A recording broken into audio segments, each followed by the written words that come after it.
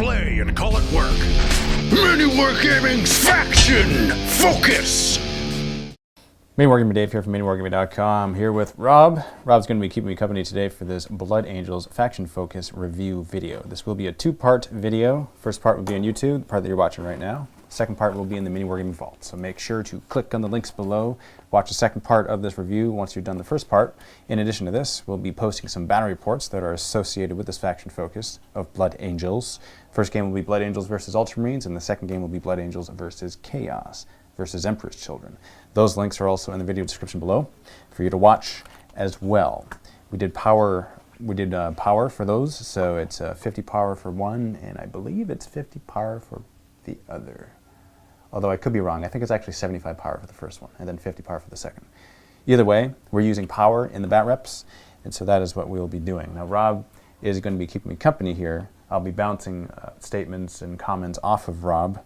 Rob is our video editor, for those of you who have not met Rob. So he is mostly behind the scenes, but today he'll be... I'll be a reflector. He's the reflection, yes. Rob is getting into the games. He doesn't play yet, but he is getting into them. So he's purchased a box set, so he will eventually get into it, and it'll be good. So it'll be mostly me talking, just so it doesn't seem like I'm talking too much and I'm being rude.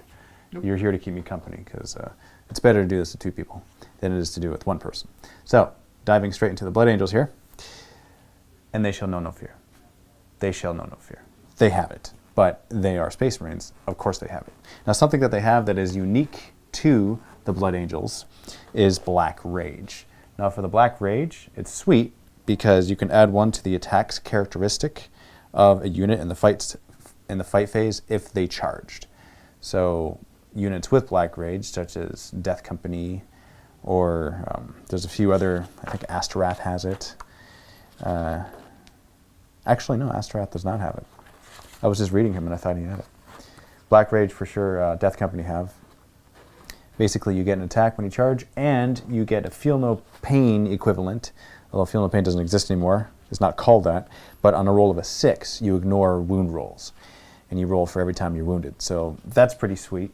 But it's only on the roll of a 6. It's not on a 5 or a 6. It's not a true Feel No Pain. It's on a 6. Better than nothing. It's what they get. It's to keep with the narrative and the lore of the Blood Angels, and they kept it in. Jump Pack Assault. Now, this is a pretty big deal. Things that have Jump Pack Assault are able to deploy at the end of the movement phase 9 inches or more away from the enemy after you've done your movement in your first turn. So you can do it like on your first turn, on your second turn, whatever turn you choose. You can just plunk guys in if they have the Jump Pack Assault special rule. And there's a lot of things in this army that has the Jump Pack Assault, such as the Assault Marines, and things that you can equip with Jump Pack have it as well. And lastly, before we get into the specific units, we're going to talk about the discipline here, the Sanguinary discipline. There's 3 new psychic abilities. They're called what they used to be called, but they do slightly different things. Blood Boil is number 1. That is a warp charge of 5, and you can select an enemy unit 18 inches away, and you roll 3 dice, and you suffer mortal wounds if you equal their toughness or exceed it. That's really good. So, yeah, that's pretty sweet. That's the Chaos equivalent there is Infernal Gaze, I believe. It's the same thing, only on that one it's more of a sure thing because that's you roll 3 dice, and on a 4+ you inflict mortal wounds, whereas this is a toughness. So if you inflict something that has a really high toughness, then it's less chance of it happening. Or, I guess, if you target something that has low toughness, there's a better chance. But I would go for the 4+ no matter what. But you can't help that because that's Chaos. We're talking about Blood Angels. So, mortal wounds, you don't get any saves against them, including invuln saves. You just... Because they're mortal. You just take the wounds. You take them right away. Yeah, so it's pretty sweet. Shield of Sanguinius, I like this one a lot because I've already used this in a battle report, and you'll see that in one of the bat reps in the links below. Shield of Sanguinius, basically you warp charge 6, you got to choose a friendly unit within 12, and then they get a 4-up invuln save. So what I did is I fielded Mephiston, and he was close to a unit of land speeders, and I chose 3 because I wanted to get the anti-grav upwash, which allows you to move 20 inches instead of 16, which is a big deal. Moving 20 inches for your movement is awesome. Only if you have 3, though. 3 land speeders in the squad. And he gave them Shield of Sanguinius. They had a 4-up invuln save, and that made it so the enemy did not even fire at them. That was awesome. That made them very resilient, and basically just, okay, let's ignore these guys. Let's go on to the other units. And the other units were individual units, as opposed to one squadron of 3 land speeders, when you can just easily, focus on them and take them out. They're only 6 wounds each, so it's pretty sweet. I enjoy that one. I think that's something you can certainly utilize all the time. There isn't ever a time where it's not useful, unless you don't get it, of course. But it's Warp Charge 6, so the chance of you getting it is high. High chance of you getting it. Unleash Rage. This is you select a friendly unit. They got to be 12 inches, and they have +1 attack. So, not bad. Especially if Death Company are close by, because the more attacks you can give Death Company, the better, because they're ridiculously awesome and they're a lot of fun. So 12 inches away from you. Yeah. Okay. Yeah, it's a friendly Blood Angels unit, +1 attack. But that's Warp Charge 6, so relatively easy to get. Something that I will mention as well is the war gear that is specific to Blood Angels, because they favor certain war gear over others, and one being the Infernal Pistol. The Infernal Pistol is kind of like having a Melta pistol, like not a Melta gun, but a Melta pistol. So your range is significantly shorter. It's 6-inch range for that. But if you're shooting at something in half range, when you roll for the damage, which is D6, you actually roll 2 dice, and then you choose whatever the higher result is, which is pretty sweet. So the chances of you doing a lot of damage when you're at half range with the Infernal Pistol is good. I suggest that when you have the option to put an Infernal Pistol on a guy with a jump pack, do it, because you have more mobility, and the chances of you actually benefiting from the half range of the Infernal Pistol is much greater. That's just my preference. And it's also -4 for the AP. So, -4? yeah, so the enemy getting their armor saves is, it's a lot of times they're not. But if you're shooting at a Terminator, it's still get a 6-up, but still, it's like, it's only a 6-up. And you're doubling Although your at chances with the 2 dice? At that point, they're going to probably go for their invuln save, but yeah, exactly. If you're shooting at them close. And the other thing, too, it's a pistol.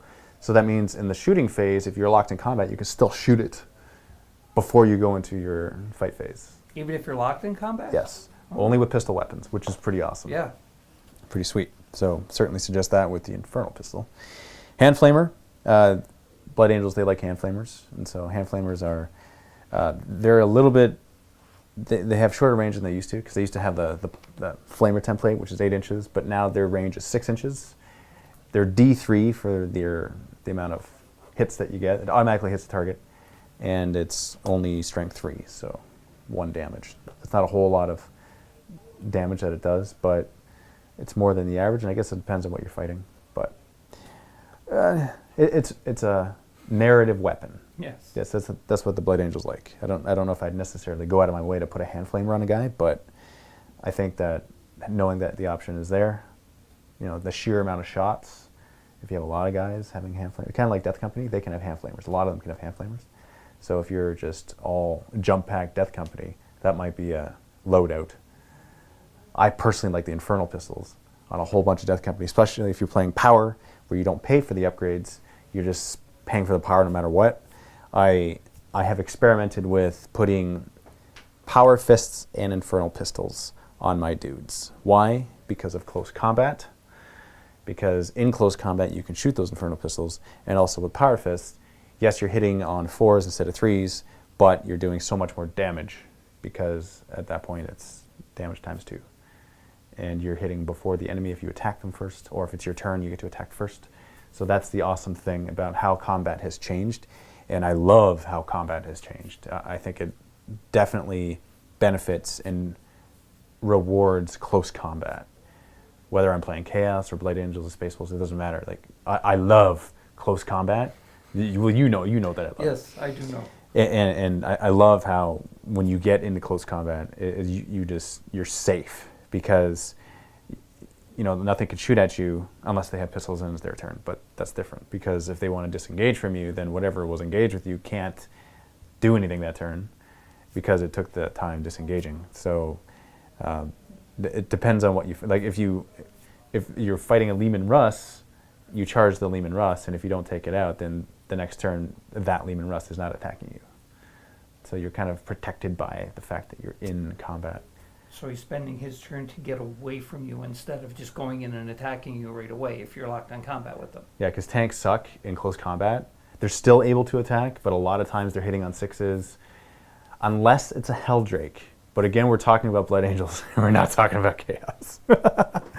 Because that was the fun thing yesterday, or a couple days ago when we did the Chaos. We're talking about Helldrake.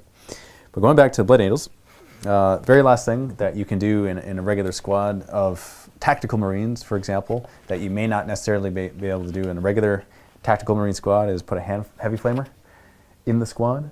Now, heavy flamer is sweet because you get a lot of hits at strength 5, automatically hitting, and it's assault 6, strength 5, minus AP 1. So, yeah, very good amount of shots. You're able to do that for every tactical Marine squad, and that's a big deal because, again, not able to normally do that. 8-inch range for that, which is pretty sweet because you get a little bit more than a hand flamer, right? So that's basically the old range of a flamer. So no spillover though anymore. I got to get used to that. I got to get used to no templates, no eye droplets, no nothing. It's automatically hits. Oh. I hit them with my heavy flamer, and it automatically hits. There's no disputing it, which is pretty sweet. In my humble opinion, I think that's pretty cool.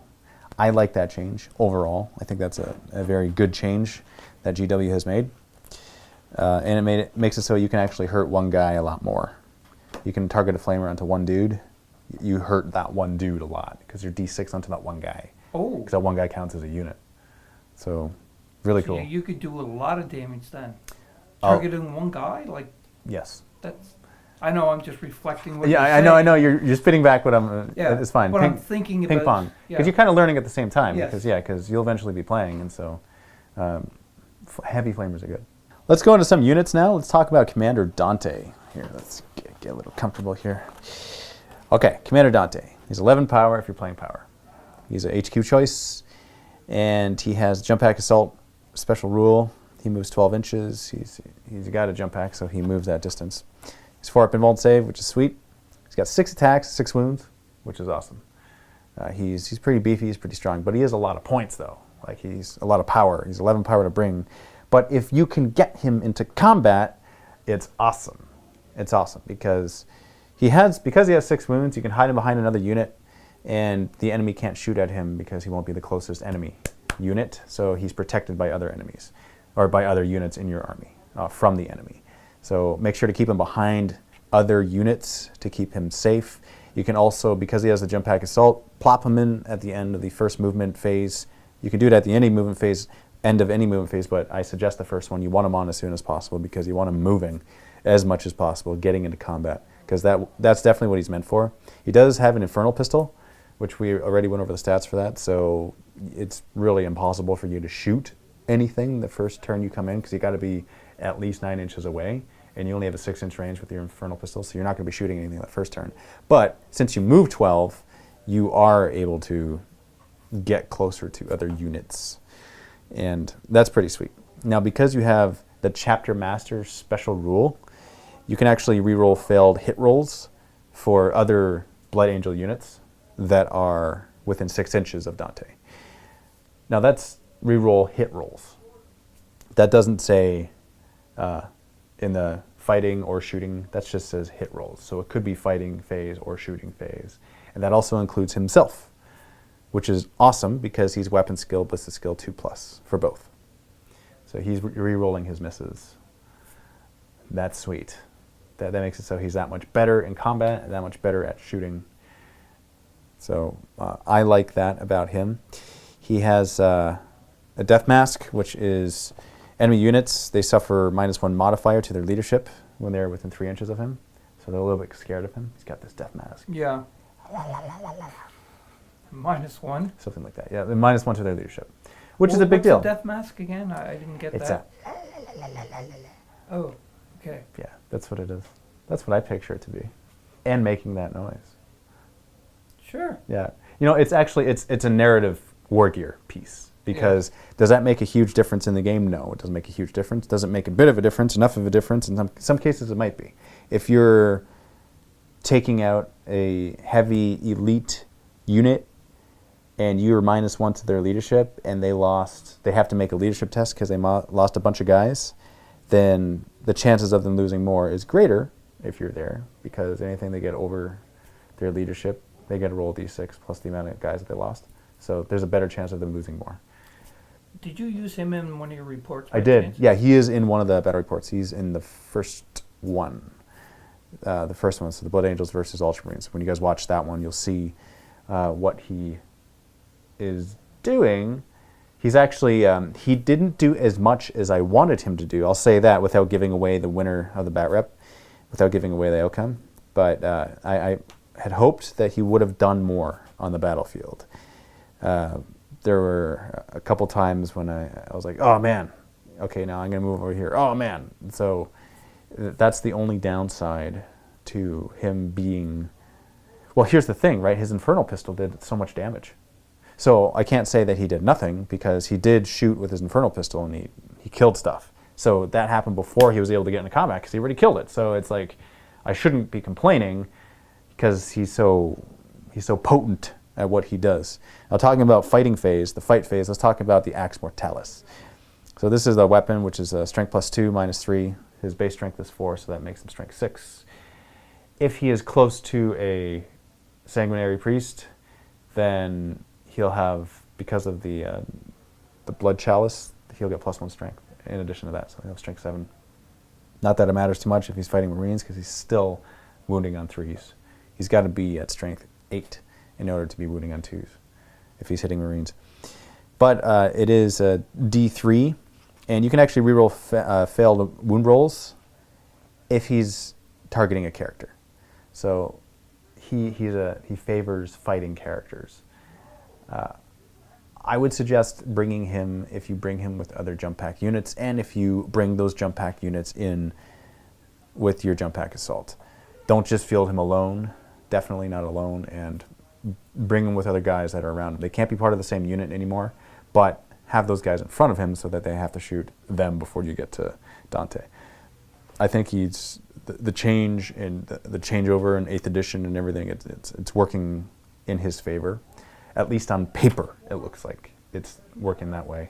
And what I've seen on the battlefield, the little bit that I've seen with me fielding him, it made me excited to field him because I wanted him to get into combat. So that's all I know.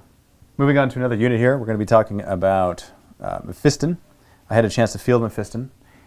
It was fun fielding him because of his psychic abilities. First off, he knows all 3 of the psychic abilities in the Sanguinary discipline, which is pretty sweet. Normally it's they know Smite, and then they might know another one, maybe another 2, but he knows all 3. So he was the one casting Shield of Sanguinius, giving land speeders to giving them a 4-up invuln save. So that was sweet, bringing Mephiston, being able to do that. He moves 7 inches, and he's able to cast all the psychic abilities onto himself as well, giving himself a 4-up invuln save, which is important because he himself does not have an invuln save, so you might want to do that if he's close to some danger. He does have a 2-up save though, so that's good. Now he has a Lord of Death special rule, which basically says that when he's wounded, roll a die, and on a 5 or 6, he's not wounded. So that is your old Feel No Pain. That's what he's got. The 5 or 6. The 5 or 6, yeah, which is pretty sweet. That's nice. And you can actually add 1 to Dine to Witch tests if enemy psychers are within 12 inches of him, because he's a pretty powerful psyker. So you add 1 to the roll, and better chance of him denying it. Because, you know, people don't want to be showing off their psychic stuff when Mephiston's on the table. That's just not what you do. So for his shooting abilities, he's got a plasma pistol, which is pretty standard. If you have command points and you're playing, if you're doing Battleforge and you're using command points, and you're fighting things that matter, you're shooting things that matter, like a unit of elites or against another character, then I would definitely suggest supercharging your plasma pistol, because if you roll a 1, you can use a command point to re-roll it. So the chances of you rolling 2 1s in a row are less, because if you roll a 1, you're slain. So that sucks. You don't want that to happen. But if you have a command point that you can spend and it's important, because the thing is you're wounding on 2s if you supercharge it and you make a strength 8. If you're fighting a Marine elite equivalent type of deal, right? If you're fighting a guy with a Thunderhammer, you kind of want to kill him before he's able to hit you. So that's just my recommendation. If it's important. If it's important enough, then yeah, I certainly suggest that. That's for shooting. He's got the Innate Know No Fear special rule, which allows you to reroll failed morale tests, which is pretty cool. And then for his close combat abilities, he's got the Sanguine sword. Strength times 2, okay, and he's base strength 5. So he has strength 10, which is nice. And it's -3 for the AP, and it's D3 damage. And he's got 4 attacks.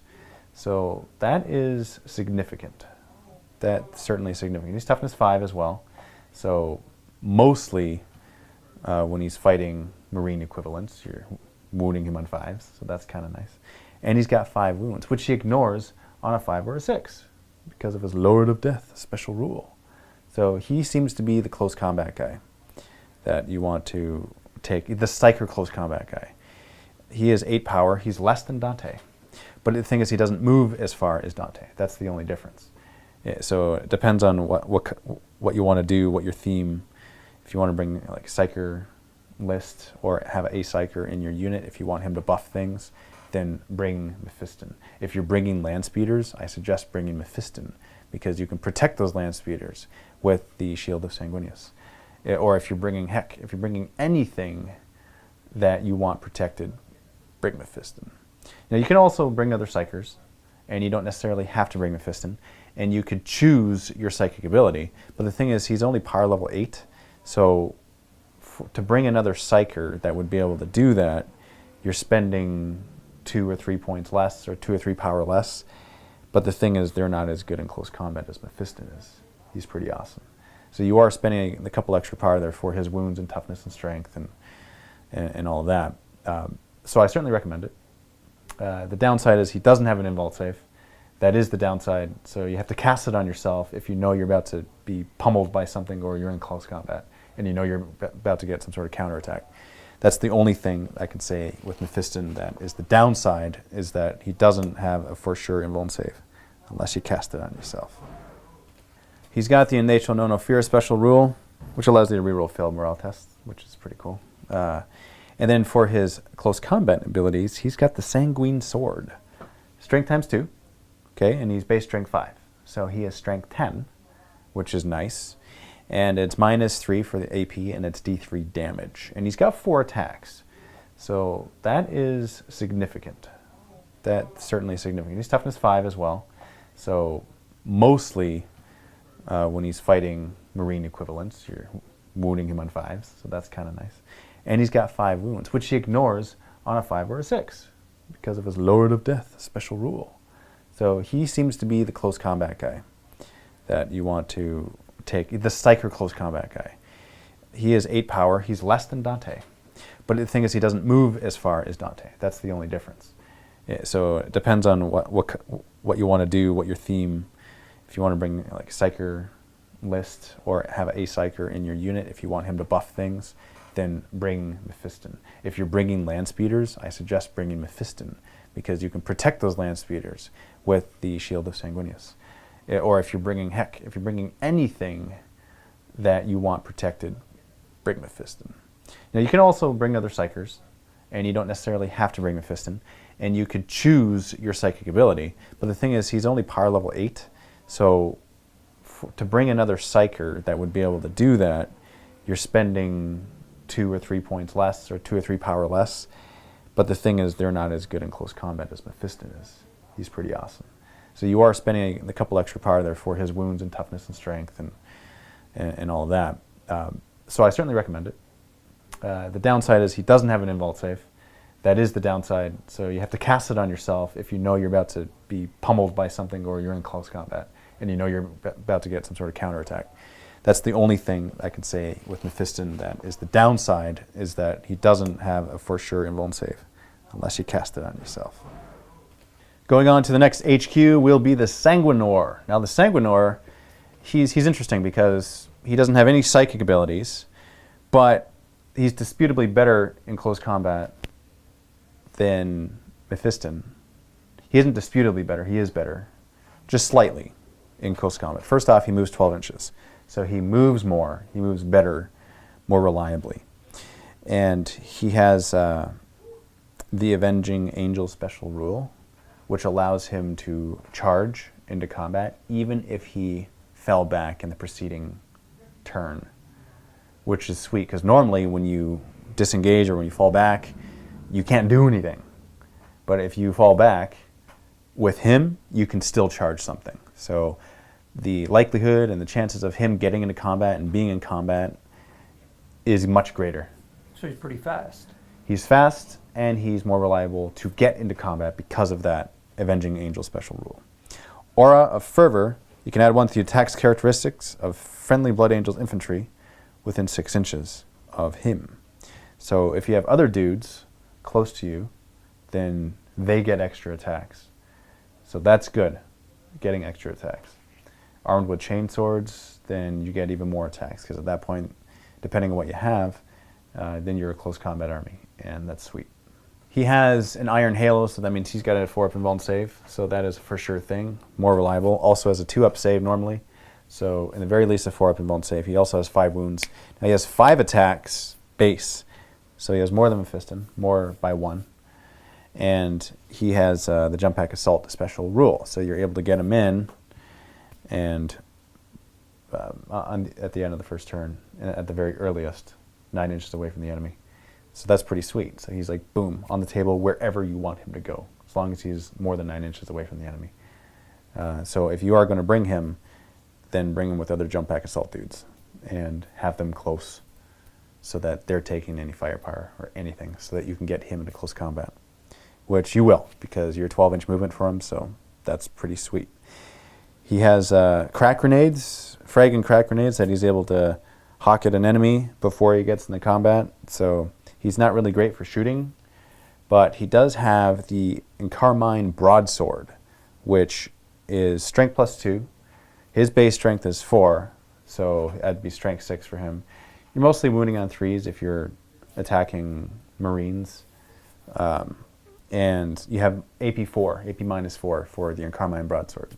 So a little bit better for the negating of saves with his weapon. And it's D3 damage. And he's got 5 attacks, like I said before. So he's 2 to hit, and most likely going to be 3 to wound. And then you're just obliterating face. Chopping. Right? It's D3 damage for each unsaved wound that goes through, so that's pretty sweet. Yeah, you could knock down a model pretty quick with them then. Yeah, yeah. He's certainly a character killer. If you get him in there and boom, boom, character killer. So I'd recommend bringing him if that's what you want to do. And he also has a death mask, so he's -1 in leadership as well. He has a death mask too. He does have a death mask as well. What noise does he... Oh, I was just going to say, what noise does he make? He's got it. Well, he's the Sanguine, so he's the Avenging Angel, so he's flying through the air, soaring on wings of Sanguinius. Have you fielded him in one of your reports? Many. Yeah. Not in the 2 that you'll watch, but just looking at on paper. This is, from right now, it's theoretical, so it's on paper, so it looks like that it would be sweet. So I'm going to jump ahead here in this review, and I'm going to talk about a Baal Predator, because that is something that is quintessential Blood Angels, is to have Baal Predators in the armies. And I fielded some Baal Predators in the first bat rep, which you'll see, and they performed well for me. And there were a couple loadout options that I had. Looking on the options, though, normally I would take Flamestorm cannons on them because of fluff and because of I like the damage that it did. Doesn't do the same damage anymore. It still does good damage, don't get me wrong. It's 8-inch range, it's D6, it's Assault D6, and it's Strength 6, AP -2, and 2 damage. So it's pretty sweet. The only problem with that is if you roll a 1 for the Assault D6, then it's only doing that once. That's the only problem with that. Oh. So it's not reliable, and I like things to be more reliable. So the other option here is the Twin Assault Cannon. The Twin Assault Cannon is 24 inches, heavy 12. So you're rolling 12 dice, you're hitting on 3s. If you're at full wounds, if you're down to 5 wounds, you start at 11. If you go down to 5, then you're hitting on 4s instead of hitting on 3s. But normally you're hitting on 3s, and that's 12 dice that you're hitting on 3s. So the weaker you get, the more you go down. Yes. Yeah, the harder it is for you to hit. And then that's strength 6, AP minus 1 is 1 damage. But the likelihood of you getting more wounds, it just feels like it would be greater, especially if you're firing a bunch of things. Because like 2 damage doesn't matter if you're firing at things with 1 wound, right? Because 1 damage, 1 wound is dead. So this seems to work out better for large amounts of guys. And even for elites, I think I would almost go with the twin assault cannon. Because again, the 12 shots, that's a pretty big deal. And so since you're doing that, since you're doing the twin assault cannon at 24-inch range, what I chose to do in the bat rep is I put heavy bolters on the sides. Because then you got another 6 shots, because they're heavy 3 each. So you're 6 shots, and then your 36-inch range, and then that's strength 5, AP minus 1, 1 damage. So that's more. So you got 6 there, and you got 12 with the other, and you're wounding. And if you're shooting against Marines, then you're wounding on 3s with both. And so you are going to hit. You're gonna hit something. Yes. Yeah, like you got 18 shots. You should be hitting the majority, like 2/3 of that. Yeah. Right? Which is what, 12 at least? Statistically, you should be hitting 12 times. But if Quirk was playing and he had that, rolling one thing, that's it. See, Rob knows because he sees every roll of Quirks because he edits the videos, and so he feels his pain. Yep. So I would suggest that loadout. Obviously, experiment, do whatever you want, but this is what I tried in my battle report, and I loved it. I loved using them differently because before, what they used to do is you could actually scout the Baal Predators, and then you move up, and then you can flamestorm, and then see a different utility purpose. Now it's different. Now they don't do that. So what I do is I go back, and I just shoot. I shoot with it. And because you're 11 wounds, things taking it out on a turn, like it takes more than a turn to take it out. Oh, for sure. If you're Unless they wounds. focus the entire army on it, but then that's why you bring a couple of them. That's what I did. I brought a couple. Yeah.